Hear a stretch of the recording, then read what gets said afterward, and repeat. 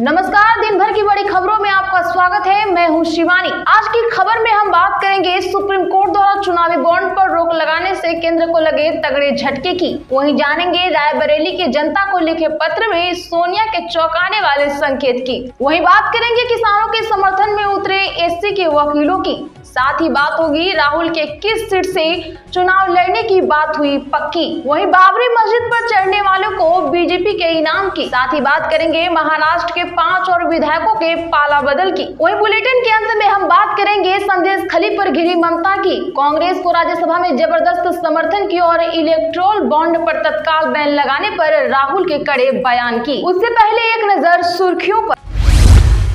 राजनीतिक पार्टियां electoral bond से चंदा नहीं ले सकेंगी। सुप्रीम कोर्ट की रोक। भाजपा ने 6 साल में 6337 करोड़ लिए रुपए। चुनावी बॉन्ड रद्द होने पर राहुल गांधी खुश, बोले भाजपा ने बनाया था कमीशन का जरिया। परिवार को संभाल लेंगे। रायबरेली की जनता को लिखे भावुक पत्र में सोनिया का बड़ा संकेत। किसान आंदोलन से सुप्रीम कोर्ट के वकील क्यों दो फाड़। एसीबीए अध्यक्ष को हटाने 161 एडवोकेट तैयार। अमेठी नहीं जाएंगे राहुल गांधी, सिर्फ वायनाड से लड़ेंगे चुनाव। उस पर भी दूसरे दल की है नजर। अशोक चौहान के जाते ही बिखरने लगी कांग्रेस। मीटिंग में नहीं पहुंचे 5 विधायक, पाला बदल की तैयारी। राम मंदिर के 2 पैरोकारों को भारत रत्न और अब बाबरी पर चढ़ने वाला जाएगा राज्यसभा। जानिए आगे क्या है रणनीति। आम चुनाव के लिए इसी की गृह मंत्रालय से विशेष मांग। 3,40,000 सीएपीएफ कर्मियों की तैनाती का भेजा प्रस्ताव। बीजेपी को 2022-23 में 720 करोड़ का मिला डोनेशन।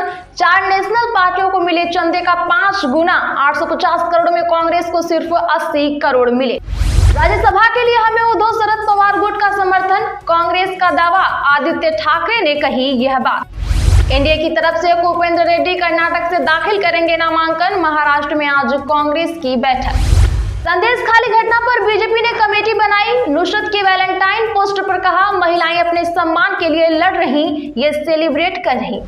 गुलाम नबी आजाद का बड़ा बयान। कहा कांग्रेस पार्टी हो रही खत्म। इसकी वजह कुछ लोगों की कमजोरियां और अहंकार, और भी कुछ लोग छोड़ेंगे पार्टी। बिना साड़ी वाली देवी सरस्वती की मूर्ति पर बवाल। त्रिपुरा में जमकर खूब हुआ हंगामा।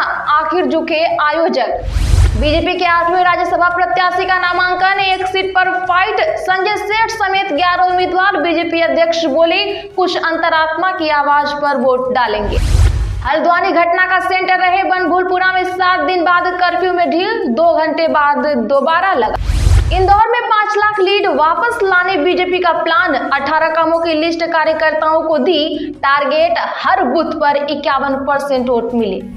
संदेश खाली पर ममता बनर्जी के बयान की मांग पर अड़ी भाजपा। सदन से किया वॉकआउट। यूपी पुलिस भर्ती के लाखों छात्रों के सामने भारी संकट। 10वीं 12वीं बोर्ड के छात्र भी परेशान। चलिए अब जानते हैं सभी बड़ी और प्रमुख खबरों को विस्तार से। उससे पहले एक लाइक जरूर कर दें। राजनीतिक पार्टियां इलेक्टोरल बॉन्ड से चंदा नहीं ले सकेंगी। सुप्रीम कोर्ट की रोक। भाजपा ने 6 साल में 6337 करोड़ लिए रुपए। दरअसल बता दें कि लोकसभा चुनाव से कुछ महीने पहले सुप्रीम कोर्ट ने गुरुवार को 6 साल पुरानी इलेक्टोरल बॉन्ड स्कीम पर तत्काल प्रभाव से रोक लगा दी। सुप्रीम कोर्ट ने कहा यह स्कीम असंवैधानिक है। बॉन्ड की गोपनीयता बनाए रखना असंवैधानिक है। यह स्कीम सूचना के अधिकार का उल्लंघन है। बता दें कि 5 जजों ने सर्वसम्मति से इस पर फैसला सुनाया। चीफ जस्टिस ने कहा पॉलिटिकल प्रोसेस में राजनीतिक दल अहम यूनिट होते हैं। वोटर्स को चुनावी फंडिंग के बारे में जानने का अधिकार है, जिससे मतदान के लिए सही चयन होता है। आपको यह फैसला कैसा लगा कमेंट में जरूर बताएं। चुनावी बॉन्ड रद्द होने पर खुश राहुल गांधी, बोले भाजपा ने बनाया था कमीशन का जरिया। बता दें कि चुनावी बॉन्ड को लेकर आए सुप्रीम कोर्ट के फैसले के बाद कांग्रेस ने प्रधानमंत्री नरेंद्र मोदी सरकार पर निशाना साधा है। वायनाड सांसद राहुल गांधी ने आरोप लगाए हैं कि भारतीय जनता पार्टी ने बॉन्ड को रिश्वत और कमीशन लेने का जरिया बनाया था। गुरुवार को उच्चतम न्यायालय ने बॉन्ड योजना को रद्द कर दिया है, साथ ही इसे असंवैधानिक करार दिया है। अब कांग्रेस के पूर्व राष्ट्रीय अध्यक्ष राहुल गांधी ने लिखा, नरेंद्र मोदी की भ्रष्ट नीतियों का एक और सबूत आपके सामने है। भाजपा ने इलेक्टोरल बॉन्ड की रिश्वत और कमीशन लेने का माध्यम बना दिया था। आज इस बात पर मुहर लग गई है। परिवार को संभाल लेंगे, रायबरेली की जनता को लिखे भावुक पत्र में सोनिया का बड़ा संकेत। बता दें कि सोनिया गांधी ने राजस्थान से राज्यसभा के लिए नामांकन दाखिल किया है। अब वो उच्च सदन की सदस्य होंगी। इसके साथ ही उनका रायबरेली से चुनावी रिश्ता खत्म हो गया है। इस बीच सोनिया गांधी ने रायबरेली की जनता के नाम एक चिट्ठी लिखी है।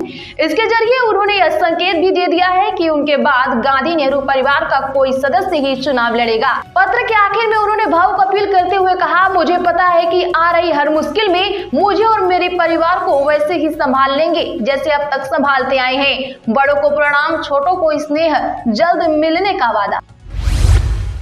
किसान आंदोलन से सुप्रीम कोर्ट के वकील क्यों दो फाड़, एसीबीए अध्यक्ष को हटाने 161 एडवोकेट तैयार। बता दें कि आंदोलन की आंच इस कदर सुप्रीम कोर्ट तक पहुंची है कि सुप्रीम कोर्ट बार एसोसिएशन के वकील अब दो धड़ों में बंट गए हैं। सुप्रीम कोर्ट बार एसोसिएशन के 161 वकीलों ने एक प्रस्ताव पर दस्तखत कर एसोसिएशन के मौजूदा अध्यक्ष आदित्य अग्रवाल को पद से हटाने के लिए एसोसिएशन की जनरल बॉडी मीटिंग बुलाने की मांग की है। 161 वकील संघ के मौजूदा अध्यक्ष अग्रवाल के उस खत से खपा है जिसमें उन्होंने देश के मुख्य न्यायाधीश को लिखकर आंदोलनकारी किसानों के खिलाफ स्वतः संज्ञान लेने को कहा था।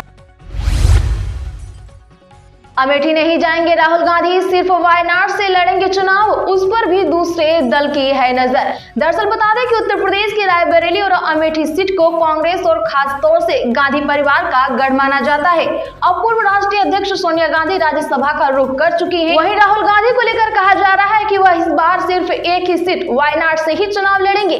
हालांकि इससे लेकर ऑल इंडिया कांग्रेस कमेटी यानी AICC की तरफ से कुछ नहीं कहा गया है। अशोक चौहान के जाते ही बिखरने लगी कांग्रेस, मीटिंग में नहीं पहुंचे 5 विधायक, पाला बदल की तैयारी। दरअसल बता दें कि अशोक चौहान के भाजपा में शामिल होते ही कांग्रेस को बड़े झटके लगने लगे हैं। आज सुबह पार्टी की एक मीटिंग थी जिसमें 5 विधायक नहीं पहुंचे। इस बैठक में न पहुंचने वाले लोगों में से 3 अशोक चौहान के करीबी माने जाते हैं और नांदेड़ के हैं। बता दें कि मराठवाड़ा के इस इलाके में अशोक चौहान का अच्छा प्रभाव रहा है। चौहान के करीबी ये विधायक है जितेश संतपुरकर, मोहन और माधवराव पवार। राम मंदिर के 2 पैरोकारों को भारत रत्न और अब बाबरी पर चढ़ने वाला जाएगा राज्यसभा, जानिए क्या है रणनीति। दरअसल बता दें कि भाजपा ने महाराष्ट्र में 3 राज्यसभा उम्मीदवारों के नाम घोषित कर दिए हैं। इन लोगों में पूर्व सीएम अशोक चौहान, मेधा गाडगिल और डॉक्टर अजीत गोपछड़े हैं। इनमें सबसे चौंकाने वाला नाम अजीत गोपछड़े का ही है, जो 1992 में बाबरी ढांचे के विध्वंस के दौरान कार सेवक थे। यही नहीं, वह उस दौरान बाबरी ढांचे के ऊपर भी चढ़ गए थे और उसे धक्का देने वालों में से एक थी। उनकी बाबरी के ऊपर चढ़ जाने की तस्वीर आज भी वायरल हो रही है। राज्यसभा के लिए हमें उद्धव शरद पवार गुट का समर्थन, कांग्रेस का दावा, आदित्य ठाकरे ने कही यह बात। बता दें कि महाराष्ट्र में कांग्रेस प्रमुख नाना पटोले पार्टी नेताओं के साथ आज विधान भवन स्थित पार्टी कार्यालय में बैठक करेंगे। कांग्रेस की बैठक को लेकर नाना पटोले ने बताया कि ऐसी अफवाह फैलाई जा रही है कि पार्टी के नेता इसमें शामिल नहीं होने वाले हैं, जो कि सच नहीं है। कांग्रेस नेता नाना पटोले ने कहा, कल से लोनावाला में हमारा 2 दिन का सत्र है और विधायक वहां से चले जाएंगे। कुछ विधायक व्यक्तिगत कारणों की वजह से आज बैठक में शामिल नहीं हो पाएंगे।